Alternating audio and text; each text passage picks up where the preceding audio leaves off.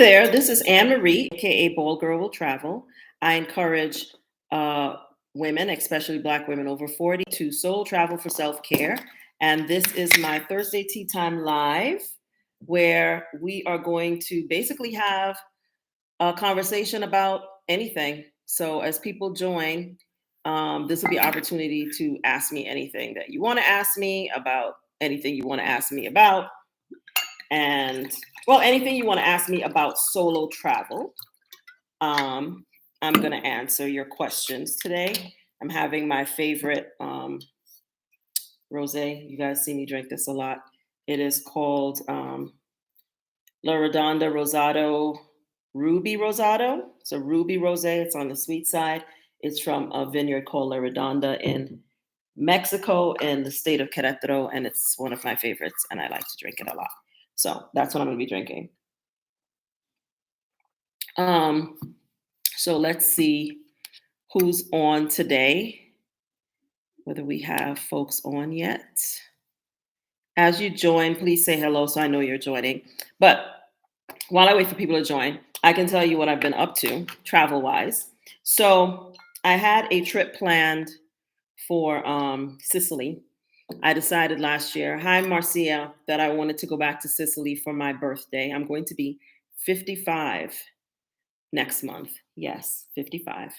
And I wanted to do something special, obviously, for my 55th birthday. I believe every birthday is special and that you should do something to celebrate every year. But, 55 is a milestone. So I wanted to do something really fun. And so I decided I wanted to go back to Sicily. I went to Sicily in September. Hi, Margie. I went to Sicily in September of 2021 and I had the best time. It was my first time visiting. So I knew I wanted to go back there because I only got to spend 24 hours in Palermo, like one full day. I came in one evening, had one full day, and then I left the day after that.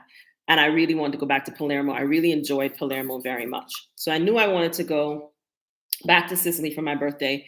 So I booked like way early in advance, which is my habit, and I planned to go there. But, I believe plans are made for changing.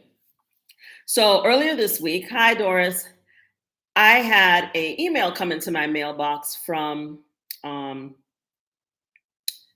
Going, and I tell if you're in my group on Facebook, I talk about Going a lot because I think Going is a great way to find inexpensive tickets. I found really great cheap fares from them, and one of my rules of thumb is book early, and otherwise, let the deal determine the travel. And so I saw a sale from British Airways to London. And I've been thinking about London a lot and thinking I should go back to London. I'm really wanting to go to London. And so guess what I did, y'all? I bought that ticket and I will be going to London and then Paris and then Sicily and then back to my favorite city in the world, Florence. So I decided we're going to celebrate the entire month of August for my birthday instead of just 10 days.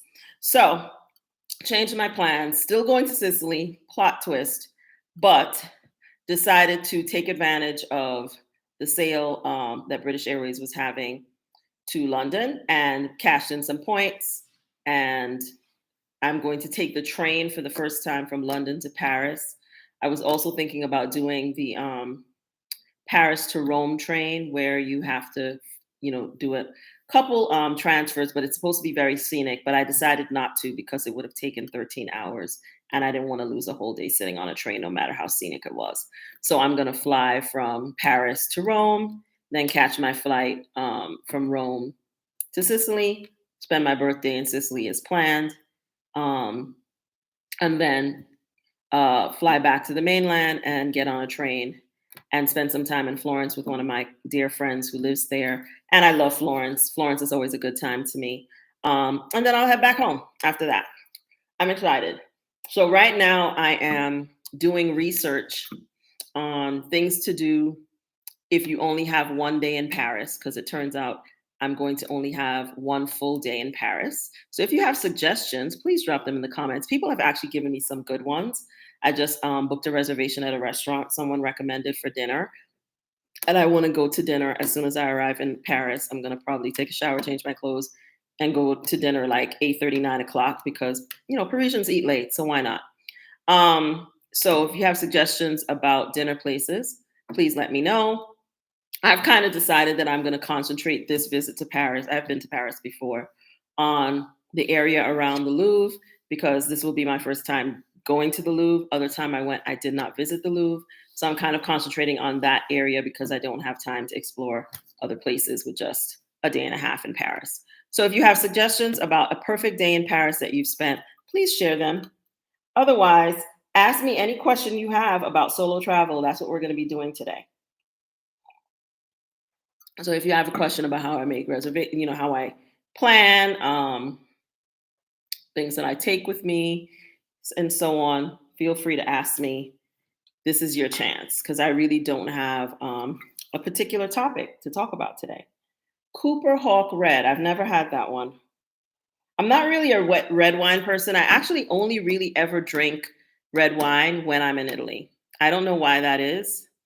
There's a particular one that I've had in Sicily that I really enjoyed. I'm actually going to see if I can bring a bottle back with me.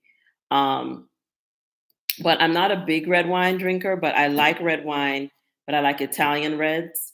Um, and I'm going to probably be drinking red wine for my birthday, but I don't drink it as much here in Mexico where I live, even though there's a vineyard here that has a very nice Tempranillo that I like, but I have to be in the mood to drink it. Well, I could drink rosé every day.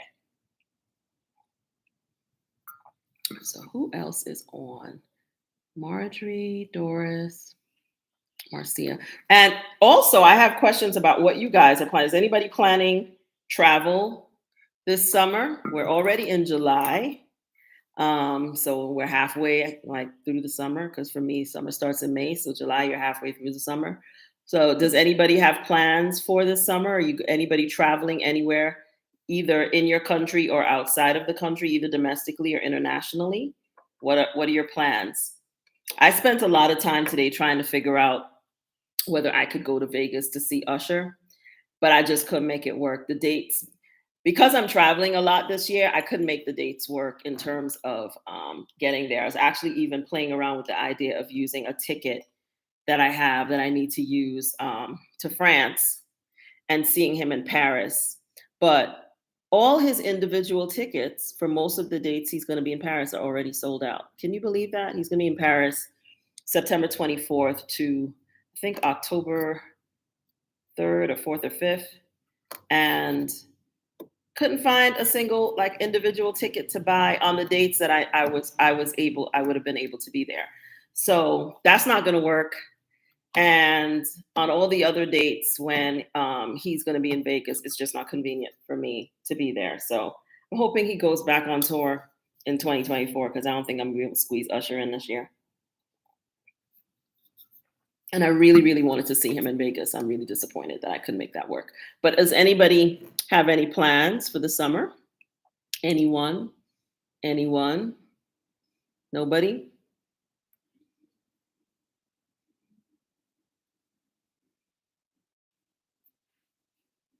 Nobody has any plans for the summer. Um, yeah, Italians, the French and the Italians obviously know how to make wine really well. Ooh, Greece, nice. That sounds amazing. Marcia said going on a Greek Isles cruise end of September for 10 days, flying into Rome, then Greece, Turkey, Crete, includes Amalfi Coast and Ephesus. That should be very, very nice. PDC, Playa del Carmen, August through 3rd through the 8th. Bring your sunscreen. Playa is always a good time. Just bring your sunscreen. That's my only advice. Make sure you bring your sunscreen and your mosquito repellent, and all will be well. But Playa is always a good time. I like going there, but I don't usually go in the summertime. But you'll have a good time. No matter when you go to Playa, you're gonna have a good time. Greece sounds amazing. I'm actually gonna headed to Greece this fall as well. That sounds like a lot of fun. That's a lot in 10 days. You're going to be doing a lot of things and seeing a lot of things. Have you booked your tours already? Are you doing your tours through the cruise lines or otherwise? Let me give you a little hack, which the cruise lines will probably not like me for telling you. But my little hack is book your tours separate from the cruise line and just make sure that you get back at least an hour and a half before they tell you to be back, and it'll save you a lot of money. I think what those cruise lines charge for tours is criminal, just criminal. So that's an easy way to keep yourself on a budget and enjoy your cruise, but still not break the bank. Yeah, because the cruise line, whoo, those prices. I remember how much I spent. I haven't been on a cruise in a really long time, but I took a cruise many, many years ago. I took my son, and we did. We flew to Barcelona, and then we took a cruise from Barcelona to. We did France. We stayed two stops in France, and then two stops in Italy, and then back. And it was really great, especially with a 12-year-old. It was a really good experience for him. He had a really good time. It was the first time we went to Florence. That's when I fell in love with Florence. But I just remembered how much money I spent on those tours. But I felt like, in order for him to have a well-rounded experience, we needed to do the tours. But knowing what I know now, I would not have gone that route. Okay, so you're going on Tamara. Hi, Tamara. Is it Tamara or Tamara? You're not going to be able to tell me. But you're going on a group study trip to Egypt at the end of the month. First time on the continent, first time overseas as an adult, going to Cairo, Luxor, then Aswan. I would really like to hear about that when you get back. You got to come back and tell us about it because I am doing Egypt later this year as well. Yeah, I'm traveling a lot this year, y'all. I don't know if I'm going to ever do this again. As much fun as I'm having, it's a lot of I've been traveling a lot this year. But yeah, I'm doing Egypt. I'm doing Cairo, Luxor, Aswan as well. Yeah, it's Cairo, Giza, Luxor, Aswan. But I'm going with a group for that trip. I usually travel solo, but I'm actually going with a group for the Cairo trip and the Egypt trip. And I need to go read some information they sent me because I still haven't done it yet. I'm so used to just going landing somewhere and figuring everything else on my own. But yeah, it's going to be a group thing. We're doing Cairo, Giza first, then Luxor, then Aswan. So yeah, I really would love to hear about your experience because you're going to be doing it sooner than me. Yeah, Marcia, those prices. Oh, tomorrow, T and tomorrow. Okay, tomorrow. Okay, got it. I think you're gonna have a great time. I've always wanted to go to Egypt, so I'm super excited about going to Egypt. Um, it's something I've wanted to see the pyramids since I was a little kid. So I'm super, super excited for me and for you. But yeah, those tours on the cruise, I always remembered how much I spent a lot of money because it was me and my son, and wherever I went, he went. But he loves it and he still remembers it. And he's an adult now. So I'm glad that I gave him that experience, but it was expensive, and we almost got left. We almost got left at Pisa. We got lost and then couldn't find the tour bus. It wasn't a little mini adventure. It was the longest 10 minutes of my life, all because he decided at the last minute because that he wanted to go to the bathroom. Yeah, when you're traveling with children. But we figured it out. So yeah. Now I wouldn't even panic now because I've been in Italy for so many times. But this was my first time.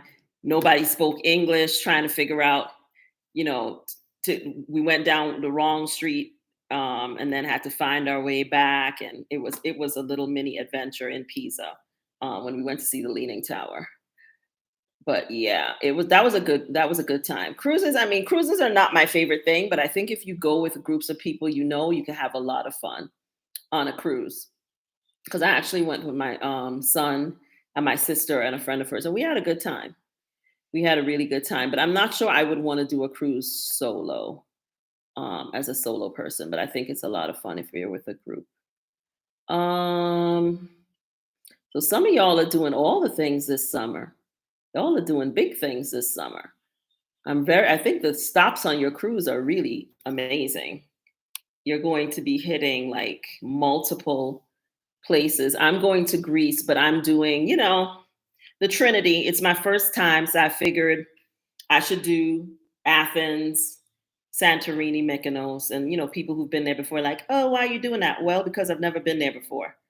Um, and then my expectation is that if I enjoy Greece as much as I think I will come back and do the other islands like Crete, Paris. I've heard good things about some of the other. I think it's Zathanos.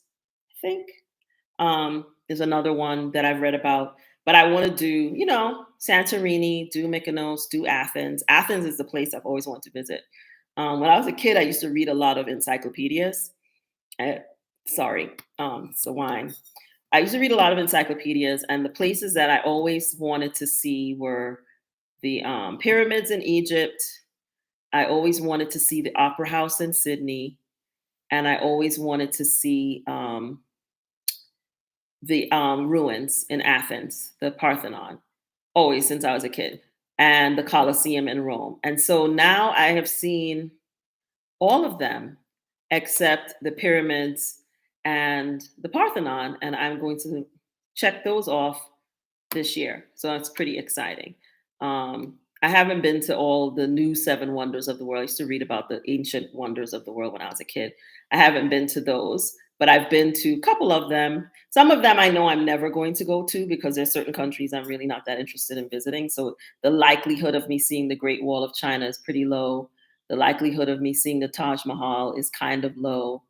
But I've seen the Colosseum. I want to go to Peru to Machu Picchu. I think that's another modern wonder of the world. If you guys know what the other ones are, feel free to tell me in the comments. But I definitely want to see those two. But I'm not sure that I'm ever going to make it to China or India. They're not high up on my list. But I'm super excited about seeing the Parthenon finally. And I'm staying in a hotel that's literally, I'll be able to see it from my window. I picked a hotel on purpose with a room with a view of the Parthenon because I wanted to be able to wake up in the morning, open the windows, and see it. So I'm super excited about that. Let's see. Hi, Call to Truth. Hi there. Um, yeah, those trips sound outstanding. They sound outstanding. Um, I've only done. Have I done any other cruises? I've done two cruises. I really didn't do a lot of them. When my son was little, I did the Disney cruise. I took him on the Disney cruise, and we did the cruise to Europe when he was 12. But I haven't really done any others. But when you're a kid and you have when you're a parent and you have a kid, then you do a lot of things that you wouldn't ordinarily do so that they have a good time. And I actually thought cruising was really great to do with him. And my son is pretty fun to travel with, even now he still is. A river cruise, I have been thinking about a river cruise. I saw a really interesting one in Europe. And I'm really interested in visiting like Austria, Belgium, like Vienna, Belgium, Amsterdam, some of these places. And I saw a river cruise that was hitting some interesting places, but I can't remember the name of the company right now. But I'm going to have to look into that again because I'm very interested in checking out some of the countries in Europe that I have not yet visited, like Vienna. And what's the other place? Is it Belgium? I think it might be Belgium. Austria, Belgium for sure. I would like to visit. And I think there's a river cruise that goes through some of those places. And I very much want to visit Amsterdam, the Netherlands. I've never been there either. And maybe Sweden. And Ireland and Edinburgh, Scotland. So there's several places in Europe I haven't yet been that I would very much like to visit. Oh yes, you got to get your mother out on the plane, girl. You got to do it. I did a Parisian river cruise. I did that down the Seine. I did that the first time I went to Paris because someone had suggested that to me for my one day only.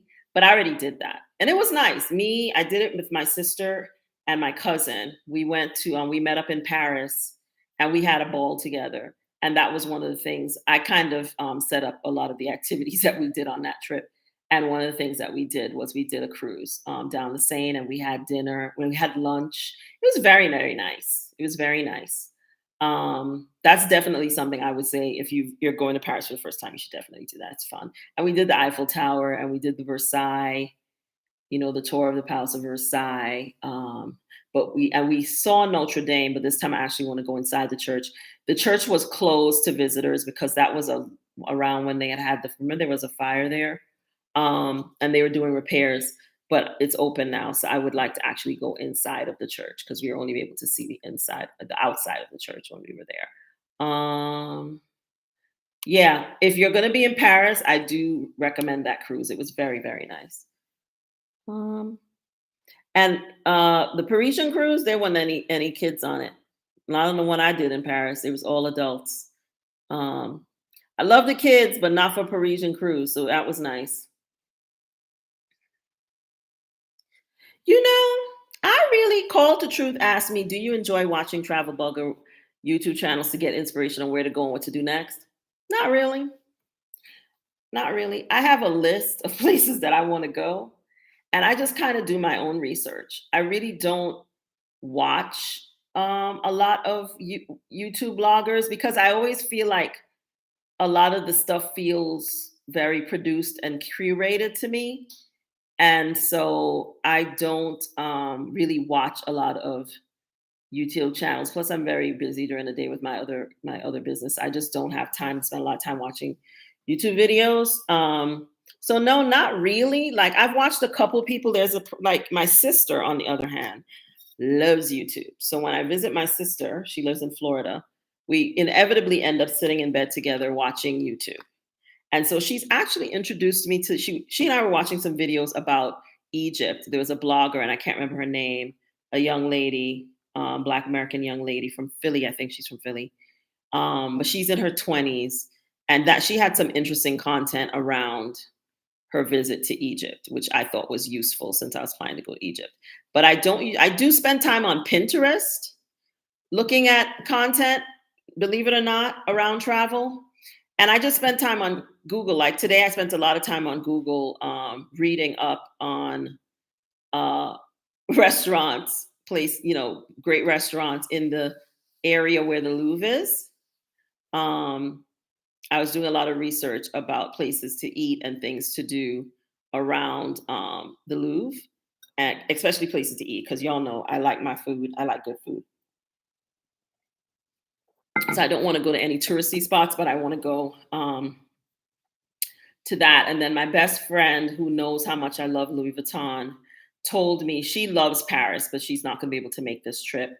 She told me about a cafe that Louis Vuitton has and an experience that they have, and she was raving about the pastries. So now I am definitely going to be checking that out. Because she was like, as much as you love Louis Vuitton, you must have this experience because she went to Paris last year.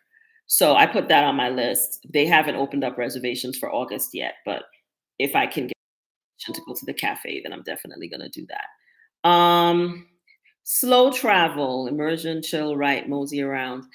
You know, that I like to take my time going to places too as well. I've done some of that and I mean when I went to Italy last year, I was there. I was in the country for the whole month of September. I'm going to be in Europe for most of August, pretty much all of August. And I find that preferable to going somewhere and having to be gone in 7 days. I usually like to go somewhere for at least 10 days, if not longer. Like last spring, I did Portugal and Florence over, March into April. But, from a finance perspective, it's expensive to do that, right? So you have to have your money together to do that. So while it's a nice way to do it, you do have to do a little bit more planning if you're doing slow travel. And sometimes I find when I'm using my points and the airline, sometimes depending on how, with whose points I'm using, there's sometimes restrictions around, like when I was going to Greece. I would have really preferred to have stayed in Greece longer than I'm going to be staying, but I was using points, and the time frame in which I could use it and get the price point that I wanted was very, it was not very flexible. So I ended up being there for a shorter time. But I actually, next time, God willing, if I go back to Greece, I'm gonna try to go there and be there for like a longer period of time. Um, any tips for disability friendly solo travel? Not really, beyond doing your homework. I imagine you have to do a lot more um, legwork when you're traveling with a disability, especially if you're traveling with a physical disability. Um, you have to do a lot more legwork about not just flying, like moving from place to place, but also about accommodations. And a lot of places in Europe are not very disability friendly. They're not very friendly if you're in a wheelchair. They're not very friendly if you have any mobility issues.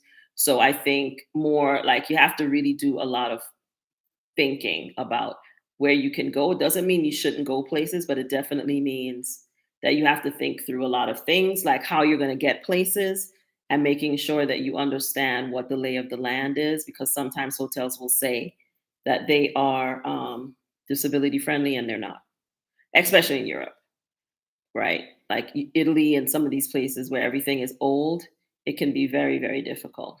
Yes, I have been to Positano. I have been there. It is very beautiful. But you know what else it is? Has lots of hills. Has lots and lots of hills. And the way that my knee is set up, especially the left one, it doesn't like climbing hills and steps. And so as much as I enjoyed Positano, I'm glad that I went. I had the experience. I was with my best friend, so that was really fun. I did not love all the steps that we had to climb. I've never been more grateful to see a porter to come and get some luggage out of a car than I was when we got to our hotel in Positano. Because it is hills for days. And the thing is, like, we stayed in a hotel where we went up like several flights of stairs to get to the main road. And then it was mainly walking down the hill to get to where the beach and the stores, and it's a very touristy area also. Like at every turn, they like try and be in your pockets in Positano, which I don't love either. But when it's time to come back, depending on where you stay, and to get the great views, you want to be up. Like the hotel had amazing views, which is why I picked it. But the hotel room was crazy. I think I did a post at one point on Instagram about the hotel room I stayed in where the sink was in the shower. That was in Positano. Um, that was like one of the craziest hotel rooms I've ever seen in my life. But anyway, I digress. But the view off the patio was beautiful. But every day getting back up there was 25 euros, unless you want to walk up that hill. And I wasn't walking up that hill. So the cars, if you want to take a car, and they don't have Uber in Positano, at least they didn't when I was there in September 2022. Was it 2022 or 2021? It was either 2020. I think it was 2022 that we were there. But they don't have Uber. Was it 2021? It might have been 2021. I think it was 2021. They don't have Uber in Positano. So you are at the mercy of either walking up those hills or taking a taxi or taking, a taxi service, and they gouge you. It's 25 euros. And some of them were trying to charge more than that, but I put my foot down and we split the 25 euros to go back every day. I think we walked one day, and after that, I was like, I'm not doing this again. Um, and it was September, so at least it wasn't like humid and oppressively hot. But those hills are not a game in Positano. They really aren't. I actually enjoyed Capri more than Positano, to be honest with you. How long did I stay in Positano? How long were we there? I'll tell you. It wasn't more than maybe 4 nights. And that's more than enough time. I actually thought we could have been there for less time, to be honest with you. I'm not a fan of hills. So I always give people that caveat, because I've been to Cinque Terre, I've been to Positano, I've been to Capri, beautiful places, every single one of them. Breathtaking. I mean, Italy is breathtakingly beautiful. It's just pretty, pretty everywhere, is what my girlfriend says all the time about Italy. And it's true. But my knees don't like hills. It doesn't like hills. And if you're in Italy, it's hills forever. Um, Positano, we were there for, yeah, we were there. What day was this? Okay. Yeah. Yeah, 4 nights. We were there for 4 nights, which honestly, way more time than we needed to be there, to be honest with you, in my opinion. We didn't need to have been there that long, to be honest with you. To see what you want to see in Positano, I would say 2 to 3 nights at the most. At the most. And it's expensive. Positano and Capri are expensive as hell. So unless you guys your money is just long like that, I would say, especially if you're going in the summer when you're going to pay like premium prices, um, I would say maybe 3 nights. Because once you go, if you do a boat tour and you eat out a couple nights and you do some shopping and you walk around and you see how pretty it is, then what? It's not like a whole lot of activities beyond that. So I don't think you need to be there for more than 3 days. I'm just looking at here. So this was, yeah, we were there for 3 days. Yep. And I like 3 nights, 4 days. And I felt like I was ready, after the second day, I could have left, to be honest with you. I thought it was very pretty though. There's no question that it's pretty, but it's not a lot to do there. I would actually say if you're going to go to Positano, spend some time in Sorrento. I loved Sorrento, and I wish that I had planned. And a friend of mine told me to go to Sorrento, like to stay in Sorrento and do a day trip to Positano. And I was like, oh no, I want to go to Positano. No, it's going to be beautiful. I should have listened to her because I ended up doing a like an afternoon in Sorrento on the way back from Capri, and I loved it because it's not just a pretty town on the sea. It's like it's a proper town, a proper little city with shopping and as well as restaurants and museum. They have a museum there, and I just I found it to be a more well-rounded place than Positano and Capri. Capri is a place for wealthy people. That's the place I went to and paid $12 for Coke Zero. I will talk about that 12 euro, not $12, 12 euros. I will talk about that $15 Coke Zero for the rest of my life because I was 360 degrees hot when they brought me the bill.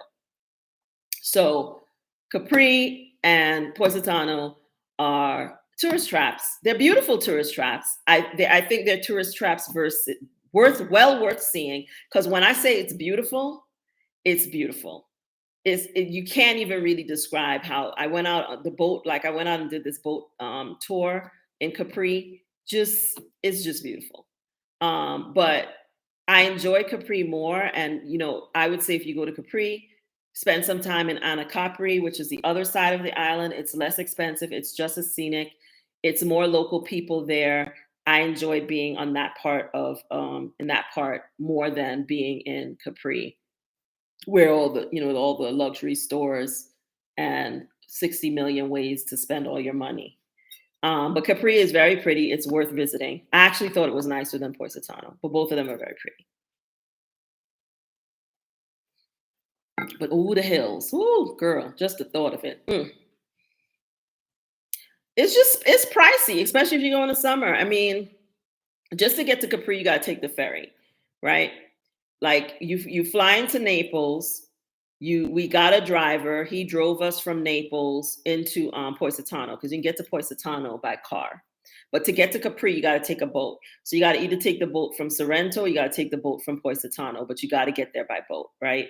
But for me, Capri was easier to navigate because they had like these what do they call those things? The you know what those it's almost like a train, but it's not a train and it moves up and down.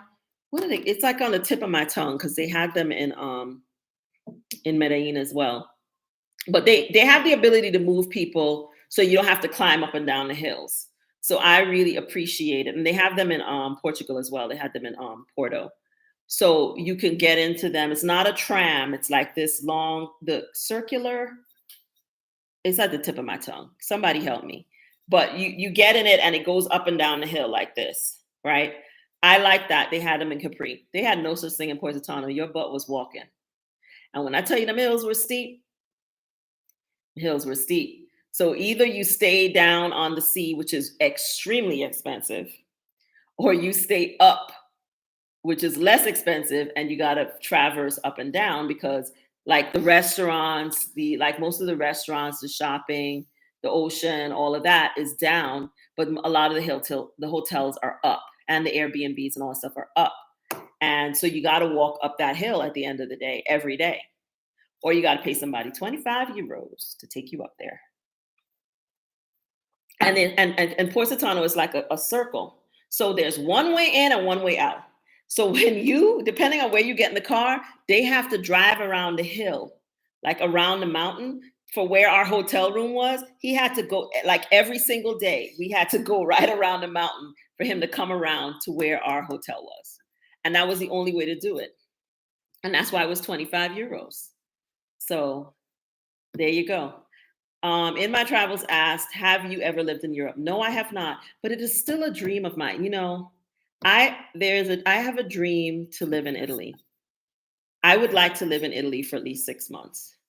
I'm looking into how long I could live in Italy legally. Like, they have visa. I think it's 3 months.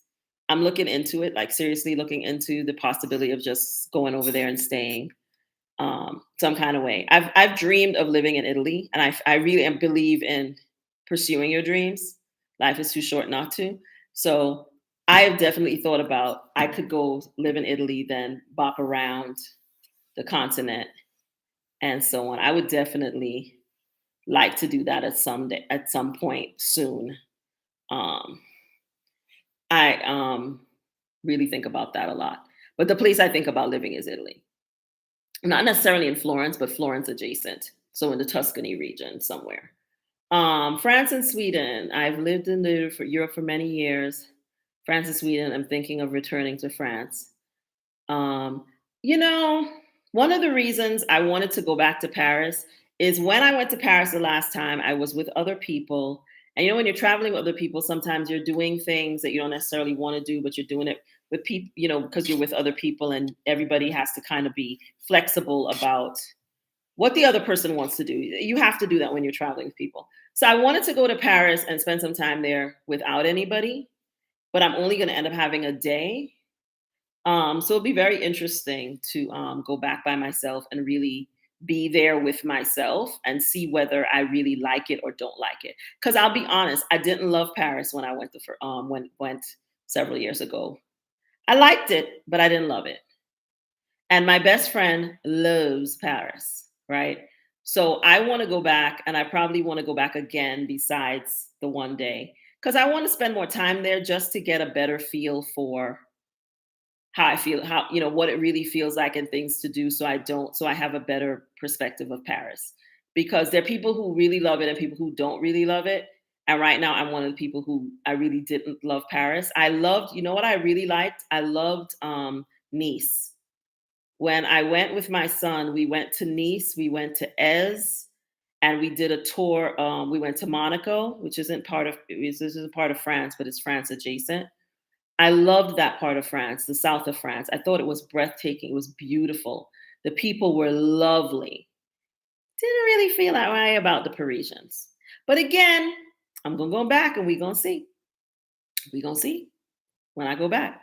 But I didn't love it. I liked it. I didn't go and think like, oh, this place is awful. But I didn't love it. Like the way my friend talks about it with such reverence and love, I didn't feel that. Um, I definitely didn't feel that. But I thought I should come back here by myself and spend some time so I can get a better idea.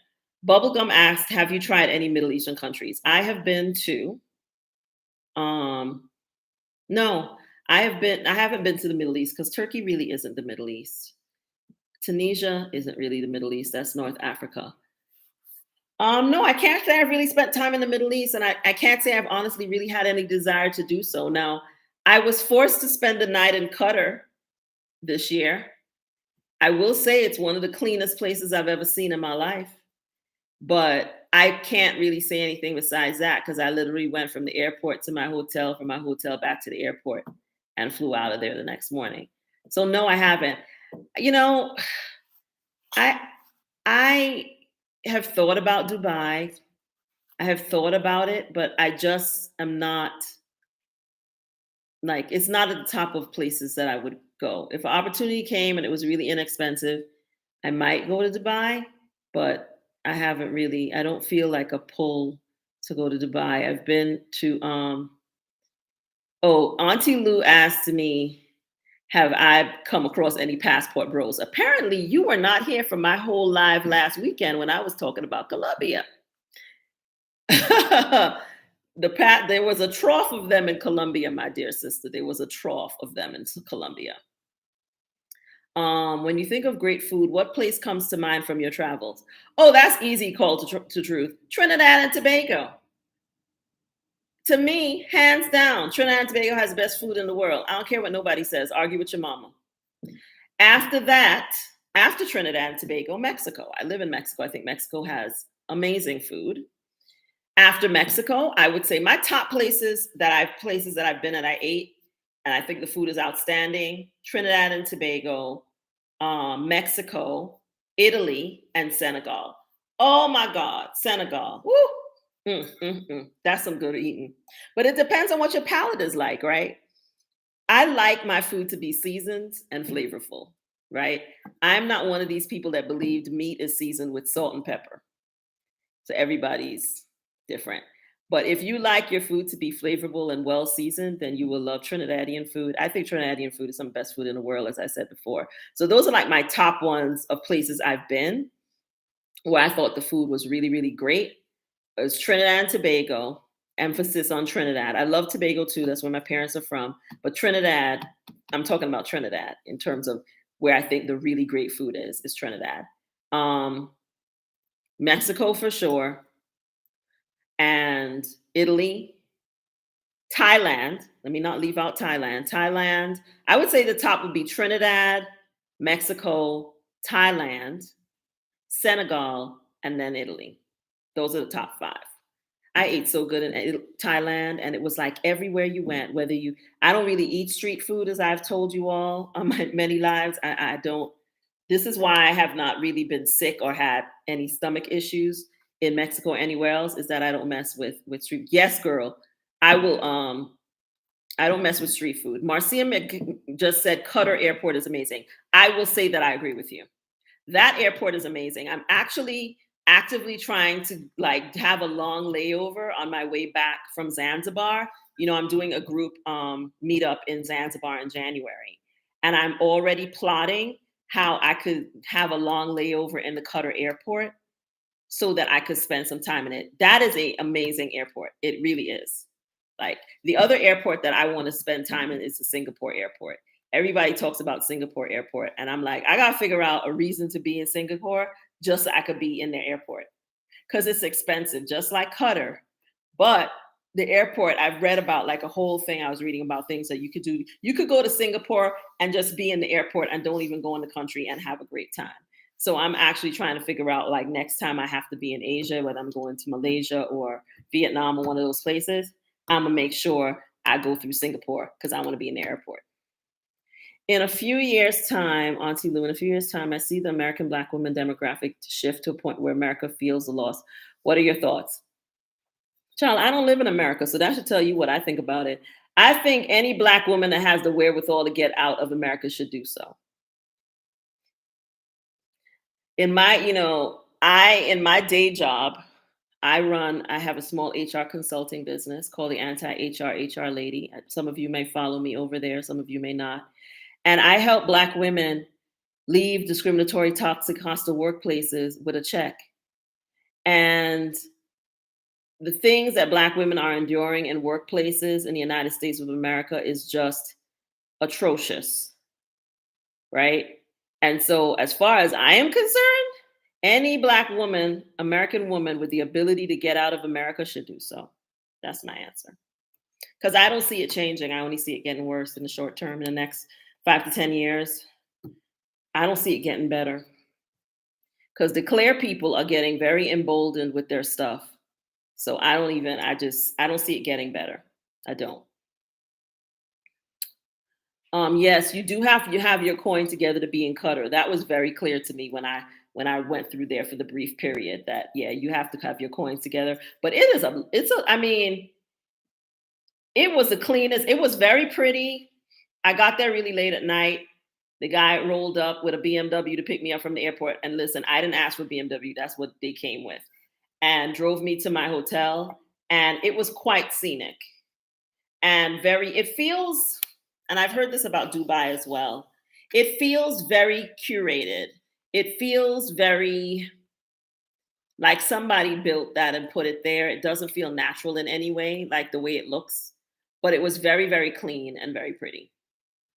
It was.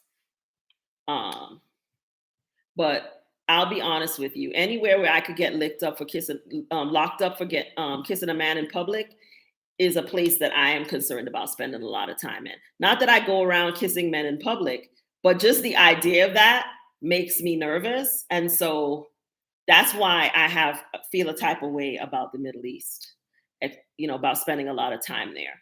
And I'm not saying I would go and do anything, but I would be constantly thinking, am I going to do something that could cause a problem? Am I going to do something that could be a problem? So that's why I'm not particularly enthused about it, because those are very culturally conservative countries and religiously conservative countries. And it doesn't matter how pretty and shiny it is.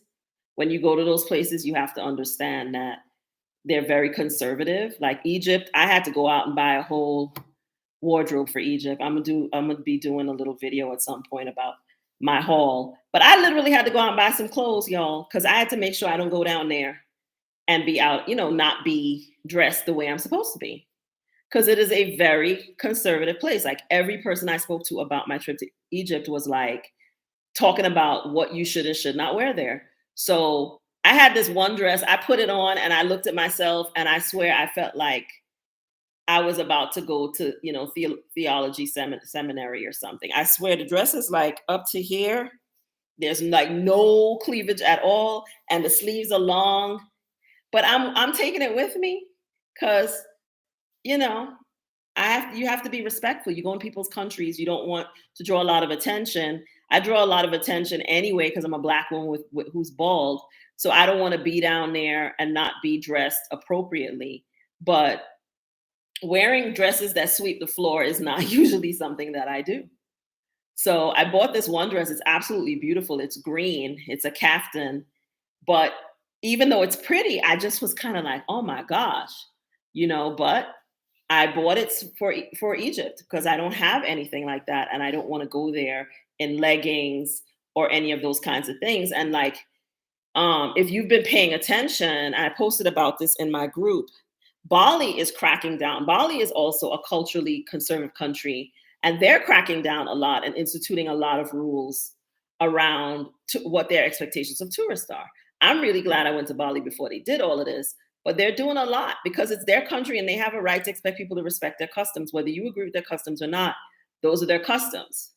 And so they're cracking down about, how tourists behave and dress. And when you go and Thailand too, when I went to Thailand, I had leggings and like I think a tunic or a shirt or something. And they made me buy these big baggy pants because the place that I was going into had been the home of one of their kings or emperors, and you couldn't wear any close fitting clothes. So even though I thought I was okay because I had a long sleeve shirt on and I had leggings on, because the leggings were close to my body, I still had to go put those pants on. So I have all these pictures with me in this crazy looking baggy pants from Thailand. And that's the reason why. Same thing when you went to see the sleeping that very famous statue they have with the sleeping Buddha. You have to be dressed appropriately. So you have to like do your homework to make sure that you're being respectful, because now they could fine you and all these different things, and I'm not trying to deal with all of that. I'm from New Orleans, so I'm not used to conservative behavior. Well, honey, when you travel, do your homework. You just have to be respectful. You just have to be respectful of people's country. And I really believe in doing that. So I'm always like doing research about what I'm allowed to wear in different places. And so, I'm gonna be wearing, first of all, a lot of linen in Egypt because it will be hot, but like loose fitting clothes and not anything tight and not showing any cleavage and all that kind of stuff because you got to be respectful. Women would be burned. Girl, I don't know how those people wear them things from head to foot, but I guess if you're, everything is about what you're accustomed to, right? So if you're accustomed to doing something, then it probably doesn't bother you anymore. And I'm sure they use a lot of cotton and breathable fabrics. And I'm only using breathable fabrics to go there. So it's probably not as hot and it's not close to your body. So you're not going to feel as constricted by it and the air can pass through it.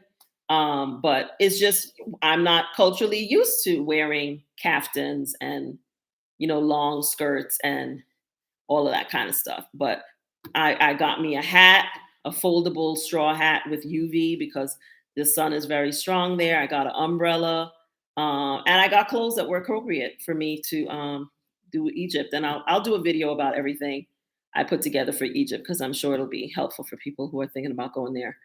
November, Auntie Lou says she's going to be in Mexico in November. November's an excellent time to be in Mexico. The weather will be amazing pretty much everywhere in the country. So that's a really good time to be here. Can you send me the link to your book about Mexico? I'm researching places in Mexico. I don't have a book about Mexico, but I do have. Are you talking about the little guide to the thing I did about the different places I visited? I can drop that in the description.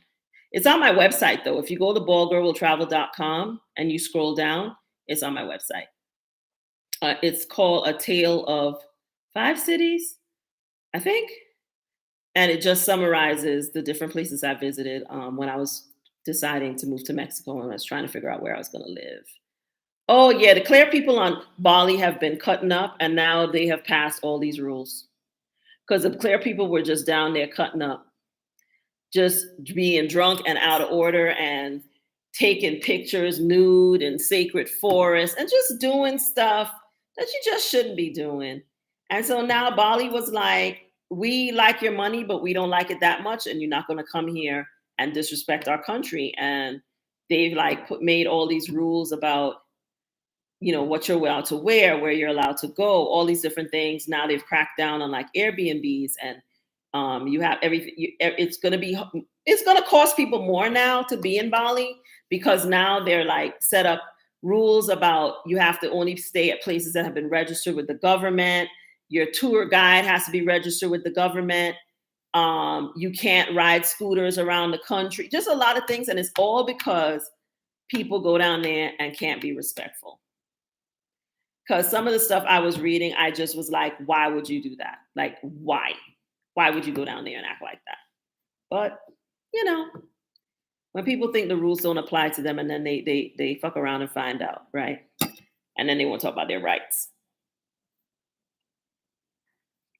Now everybody's going to have to, adhere to lots of all these different rules because people were going down there and having sex parties, just wild stuff. I shared an article in my group and I just was like reading it and I was like, why would people go into a culturally and socially conservative country and do these things? Why? And advertise that they're going down there to do these things.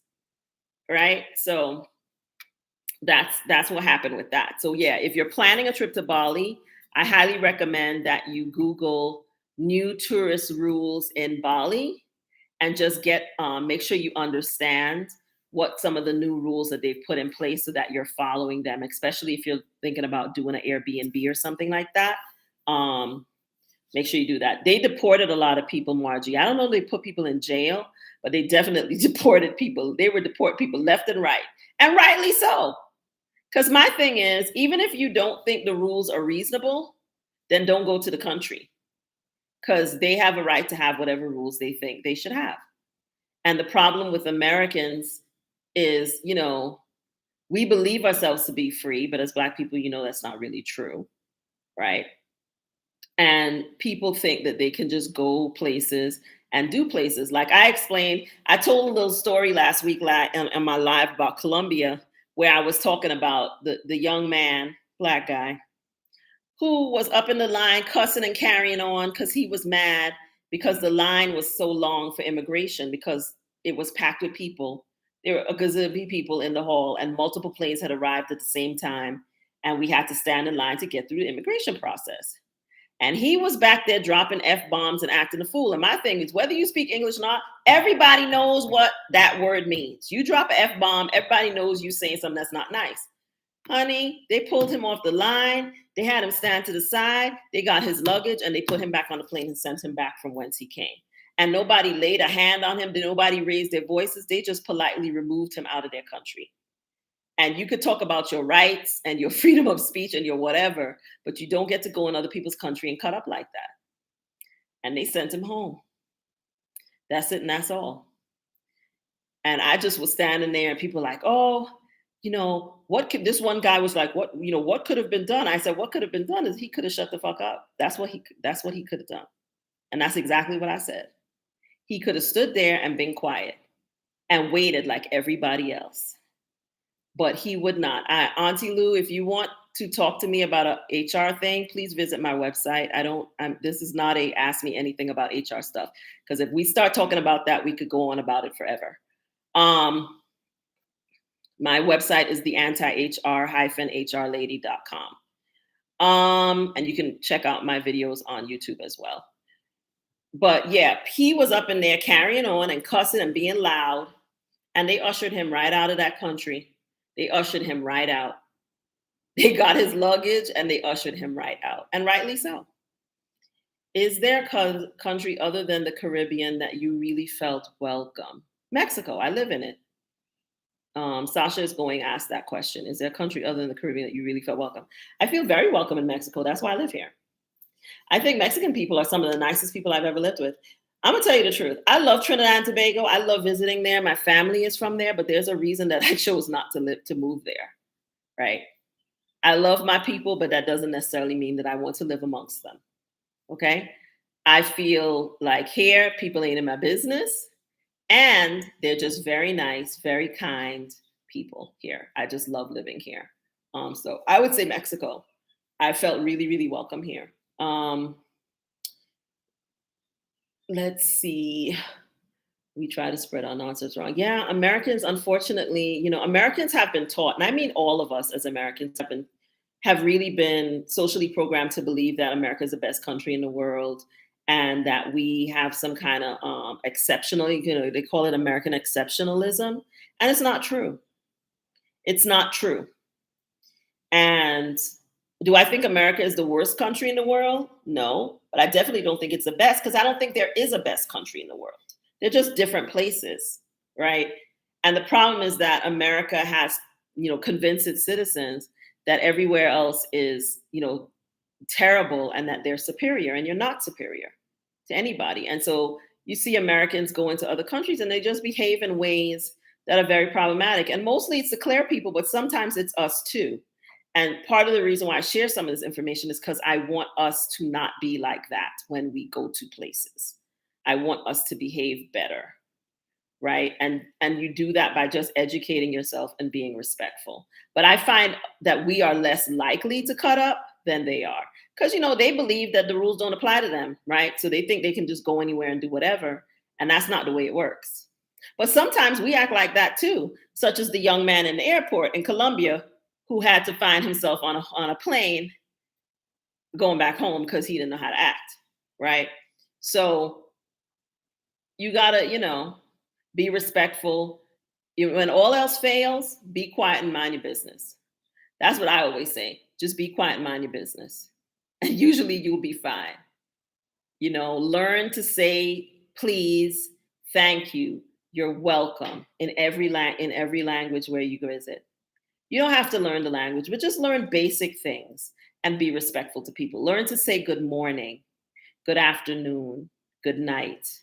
When you meet people, say good morning, say good afternoon, say good night, say hello, good morning. I'm telling you, you would be surprised at how far just saying hello and good morning will take you, and smiling at people.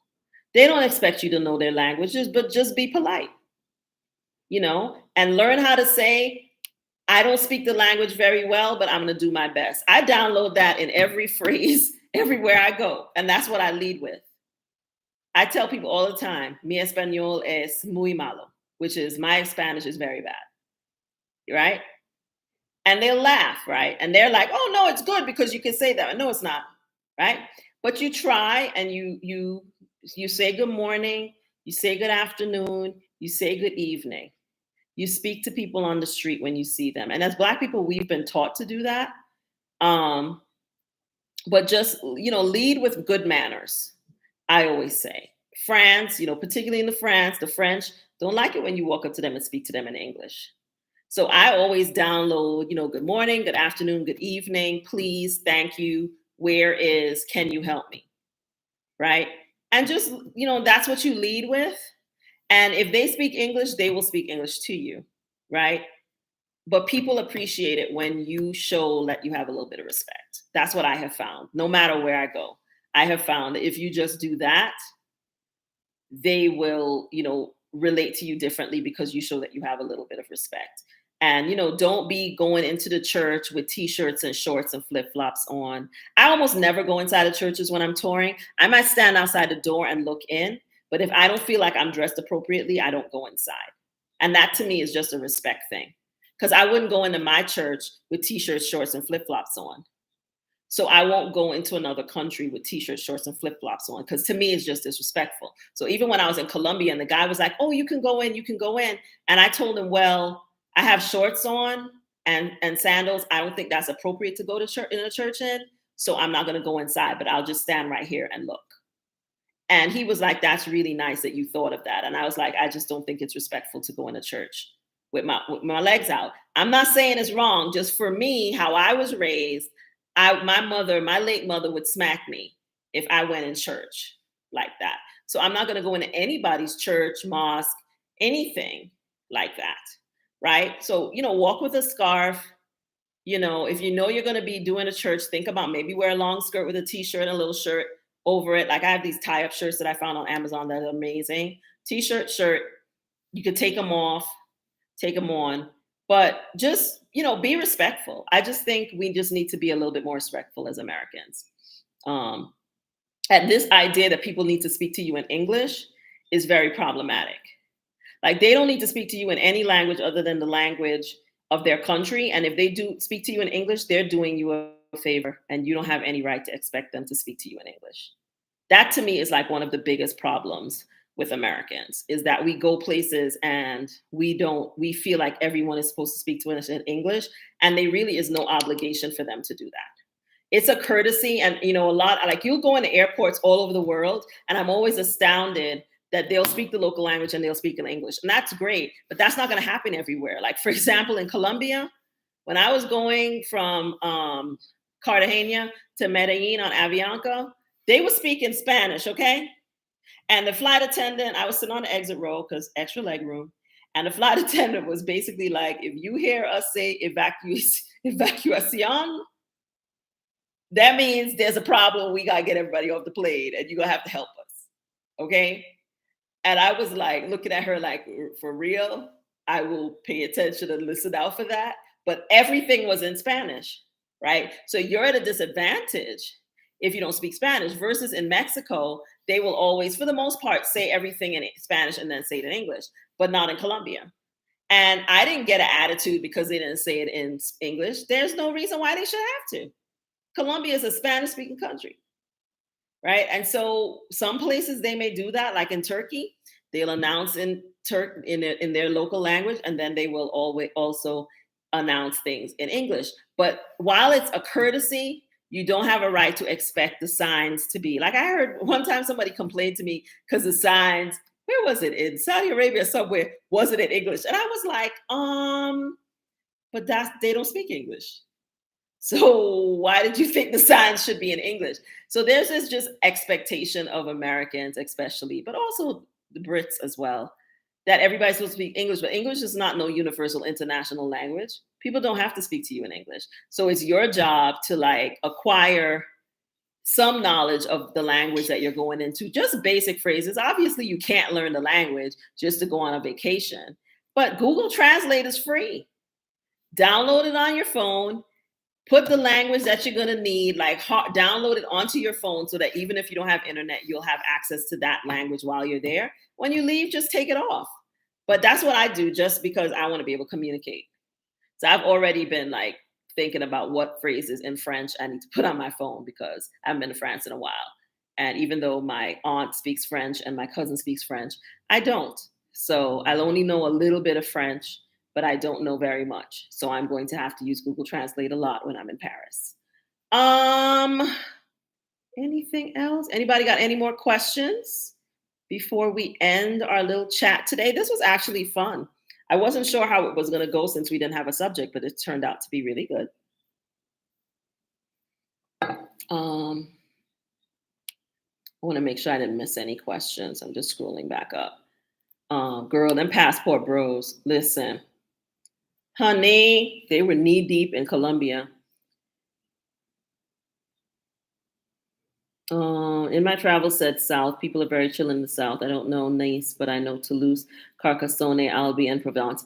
Actually went to Toulouse. They were so nice. I mean, nicest people. That's why I was so taken aback when I got to Paris, because when I went to Aix and I went to Toulouse, was it Toulouse or Toulon? No, it wasn't Toulouse. It was Toulon because it was on the sea. The people were so lovely. I do think the Parisians are a little more standoffish, but I didn't think they weren't nice. They're just not as warm as some of the people in the South. Um, the passport bros, that cracked me up. Yeah. I think I got everybody's questions. Um, let me see if I can drop. I will put the link to the thing about finding somewhere to move to in Mexico in the description, but it's definitely on my website. I'm glad this was helpful. What country has the nicest men? How did I miss that? Well, let's see. Let me tell you this. So the thing is, I'm very partial to Italian men. I really like Italian men a lot. I had a really great date when I was in Sicily. It was excellent. And I mean, and what it didn't turn into anything, but it was an excellent date. So I would say honestly, for me, I really like Italian, but some of the most attractive men I have seen were in Turkey and Colombia. Colombia has very attractive men. And Turkey has very, very attractive men, and that's the truth. But I am personally partial to Italian men, but I think they're just sexy as hell. They know how to dress. I love a man that dresses well and they smell good and they look good. And I just I love the Italian language. I love listening to people speak in Italian. So for me, I really like Italian men. But I also feel Turkey, like aesthetically speaking, has some of the most attractive men I've ever seen in my life. Like where I just would stop and stare because they were so handsome. Turkey, also Colombia, very attractive people in Colombia. So that's my answer. Uh, Men in France dress really well too, I have to say. I wasn't as partial to French men in terms of looks and so on, but I had to give them props because they can dress, honey, in France. This one guy that picked us up at an Uber, my cousin still talks about it. He picked us up at an Uber to take us to Versailles. And first of all, the Uber was a Mercedes, so we were happy like that. But then he had on driving shoes, like loafers, and the jacket. I mean, he was dressed to the nines, and it was a lot of that. If French men know how to dress, I have to give them that. Them and Italian men, like, like, but Italian men are fine as hell. That's all I can say. I like Italian men and Sicilian men in particular. Good gracious, they got some good looking men in Sicily. Um, yeah, Turkish men are very attractive, and Colombian men too. Irish, Scottish men. I don't really, I've never been to Ireland or Scotland. I've heard things about Irish men, but I've never been to Ireland. It's on my list because my father's, was it his great grandma was Irish? My paternal grandmother's grandmother was Irish, was an Irish woman. But I've never been to Ireland, but I've heard good things about Ireland, right? And Scotland too. So I would definitely like to visit them. Hopefully next summer, maybe if things work out. But yeah, and I've heard about Denmark. I've heard about like German men and the Dutch men. I don't know about Danish men. In my travel said Danish men are gorgeous too. I mean, it depends on what you like. I like swarthy, dark men. right? I'm not into the blonde, blue eye thing. So I really like Turkish and Italian men. I think they're just, but Turkish men, I mean, I remember being on a plane and I was sitting next to this guy. I was leaving Istanbul. I was like leaving Istanbul and flying to London. And I was sitting next to this gentleman. And I literally was trying not to stare at him the whole flight because it would have been rude. He was so beautiful, like gorgeous. And then this other guy I met in the immigration line when I got to London, he was Australian but Turkish, Turkish but Australian. So he looked Turkish, but he had the Australian accent. And he gave me his card, and I lost the card. Don't even start. I always think about like that was God was like no, that was Jesus saying no because I lost his card. But he was so good looking, so good looking. The man on the plane next to me, and then while I was in Turkey because I was working, and I mean it was like everybody, the guy at the front desk, the man in the mall, the guy walking down the street. They're just very attractive people. If you go on Netflix and watch some Turkish soap operas, you'll see what I mean. They got very attractive people in Turkey. That's all there is to it. Um, I like the Vikings. Oh. At some point, I guess I should do a live about dating and solo travel. I feel like I did a video about it. I did a video about this, but as I'm getting ready to switch my Tinder to Sicily in another week or two, which I always do when I'm going to Italy. Because I'm gonna tell you something. The one thing I will say about European men is they know how to take you out on a date. Like I had a really great date in London too. Like it may not turn into him being your husband, but they know how to take you out on a date and treat you like a woman. And I appreciate that. So I always try to go out on a date or two when I am in Europe, especially if I'm in uh, Italy. No Netflix and chill. If you have a VPN, you can watch Netflix no matter where you are, sweetheart. I use ExpressVPN. I highly recommend it. So you can watch your Netflix anywhere you are. You download a VPN on your phone. I have one. I have it on my phone, my laptop, my iPad. You watch Netflix anywhere you want. Just a quick tip. You have to pay for the service, but it's well worth it. I've never been to Sweden, but it's on my list. I really want to like spend some time in Europe, like just go and stay somewhere and just bop around and visit a couple of countries because I would just like to go. I really want to go to the Netherlands. I want to go to Sweden. I'd like to go to Stockholm, Amsterdam, Vienna is another place I really want to visit. Bruges, is it Bruges? Is that Belgium? I think it's Belgium. I want to go there too. The men in Europe will take you out and won't just do Netflix and chill. Exactly. There's no Netflix and chill in Europe. They will, as you said, there's none of that. They will take you out on a proper date, and I appreciate that. Now I have heard that in some of those more in Sweden, Germany, some of them can be more Netflix and chill-ish. I don't know because I've never been on dates with any German or Swedish or Viking like types. But in Italy, good experiences. London. I mean, the restaurant he took me to in Sicily in Palermo was so good. It was so good. It was so good. The thing is, I gotta like figure out where we went because I had an excellent time. I really did. Um, but yeah, they will take you out on a proper date in a lot of the European countries, right? With no expectations or anything. They will take you out on a date, which I very much appreciate. And take you around their city and show you things and all that kind of stuff. So yeah, I appreciate that a lot. Okay, it's 7:15. So if no one has any other questions, I'm gonna let you guys go because I know if it's 7:15 where I am, that means it's like 9:15 on the East Coast. Um, so I'm gonna let you guys go, but I hope this has been helpful. Um, I will, if there are topics that you would like me to talk about, drop them in the comments. But I thought it would be great to just have a session where we just kind of talked about anything. I don't think everything always has to be structured, but this was a really good conversation. I hope that you guys got something useful out of it. And I always like to say thank you to you guys for following me, for supporting my work. Because, There's lots of content on YouTube and on the internet that you could be following. So I very much appreciate you guys following me. If you're following me here, make sure you're following me across social media on YouTube. Subscribe to my website. Follow me on TikTok and Instagram.